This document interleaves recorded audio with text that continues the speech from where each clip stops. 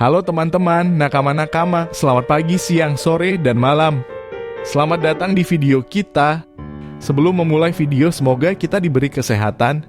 Di video ini, kita akan membahas biogeokimia daur air. Yang pertama, kita akan membahas pengertian dari biogeokimia. Daur biogeokimia merupakan perpindahan unsur-unsur kimia melalui makhluk hidup dan lingkungan abiotik dalam kurung tanah dan air. Dalam daur biogeokimia dikenal dua macam daur, diantaranya daur edafik dan daur atmosferik. Daur edafik merupakan daur yang unsur kimia pada daur tersebut tidak pernah membentuk gas di udara. Adapun daur atmosferik adalah daur yang unsur kimia pada daur tersebut mengalami fase berbentuk gas di udara. Daur biogeokimia berfungsi mengatur keseimbangan ekosistem. Jenis-jenis biogeokimia daur air. Daur air adalah pergerakan air dari bumi ke atmosfer dan kembali lagi melalui proses evaporasi, kondensasi, dan presipitasi. Berikutnya, daur fosfor adalah pergerakan fosfor dari atmosfer ke bumi dan kembali lagi melalui tumbuhan, hewan, dan proses penguraian organik. Daur sulfur adalah pergerakan sulfur dari atmosfer ke bumi dan kembali lagi melalui proses pembentukan asam sulfat dan penyerapan oleh tumbuhan. Selanjutnya, daur nitrogen adalah pergerakan nitrogen dari atmosfer ke bumi dan kembali lagi melalui proses fiksasi, amonifikasi, nitrifikasi, asimilasi, dan denitrifikasi. Yang terakhir adalah daur karbon, yaitu pemanfaatan CO2 oleh tumbuhan melalui fotosintesis untuk menghasilkan senyawa organik yang kemudian diubah kembali menjadi CO2 melalui proses pernapasan. Siklus air. Yang pertama ada evaporasi. Evaporasi adalah proses perubahan molekul di dalam keadaan cair dengan spontan menjadi gas. Proses ini adalah kebalikan dari kondensasi. Umumnya penguapan dapat dilihat dari lenyapnya cairan secara berangsur-angsur ketika terpapar pada gas dengan volume yang signifikan. Yang kedua, kondensasi. Kondensasi atau pengembunan adalah perubahan wujud benda ke wujud yang lebih padat seperti gas menjadi cairan. Kondensasi terjadi ketika vap didinginkan menjadi cairan, tetapi dapat juga terjadi bila sebuah uap dikompresi menjadi cairan atau mengalami kombinasi dari pendinginan dan kompresi. Yang ketiga, presipitasi.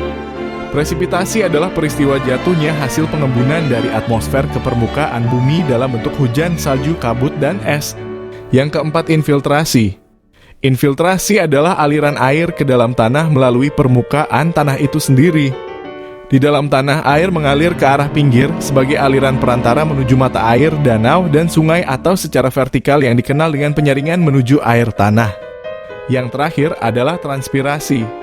Transpirasi merupakan proses pergerakan air dalam tubuh tanaman dan hilang menjadi uap air ke atmosfer. Proses transpirasi dimulai dari absorbs air tanah oleh akar tanaman yang kemudian ditransport melalui batang menuju daun dan dilepaskan sebagai uap air ke atmosfer. Begitulah siklus daur air yang akan terus berulang.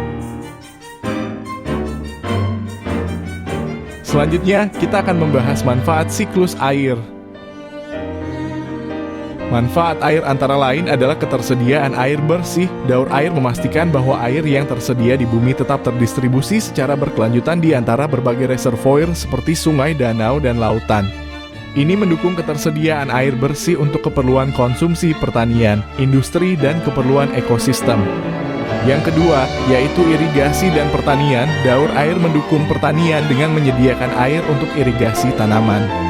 Air hujan yang disimpan dalam tanah dan sumur-sumur air tanah membantu menyediakan pasokan air yang diperlukan bagi tanaman. Manfaat air yang ketiga adalah mengatur iklim. Perubahan fase air dalam siklus air memainkan peran penting dalam mengatur suhu global dan iklim, termasuk pembentukan awan dan hujan. Manfaat air yang keempat adalah mempertahankan siklus air. Daur air mempertahankan siklus hidrologi yang vital bagi ekosistem bumi. Proses-proses seperti penguapan, kondensasi, dan presipitasi membantu menjaga keseimbangan air di atmosfer, tanah, dan lautan. Manfaat air yang kelima adalah menjaga ekosistem.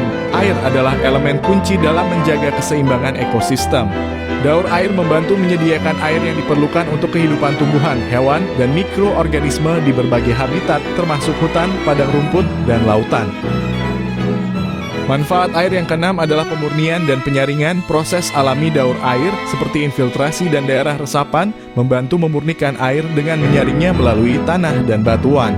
Hal ini membantu mengurangi pencemaran air dan mempertahankan kualitas air yang baik untuk keperluan konsumsi dan kehidupan.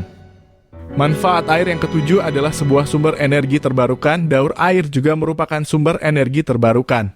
Air yang mengalir dalam sungai dan aliran air lainnya dapat dimanfaatkan untuk pembangkit listrik tenaga air, yang merupakan salah satu sumber energi terbarukan yang bersih dan ramah lingkungan. Manfaat air yang kedelapan adalah sebagai pendingin bumi. Air memiliki sifat pendinginan karena dapat menyerap panas.